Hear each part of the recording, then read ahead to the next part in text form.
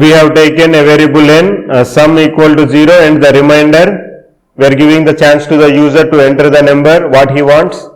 We are checking whether the n is not equal to 0 or not. If I am taking 123, n is equal to,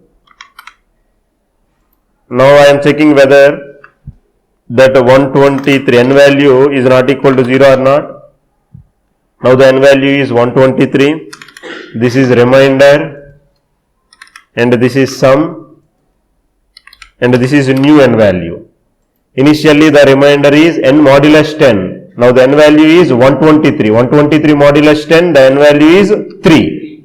Remainder value is 3.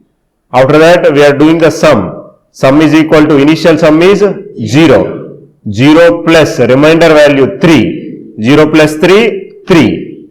Now the n is n division 10. N value is now 123. 123 division 10, 12. Now the n value is 12. 12 is not equal to 0. Now 12 modulo division with 10. 12 modulo division with 10, result is 2. Sum plus remainder. Remainder is 2. So answer is 5. So sum is 5. Now the n division with 10. 12 division with 10. Answer is 1. Now the n value is 1. 1 modulo division with 10. Remainder is 1. Sum plus remainder, 5 plus 1, answer is 6.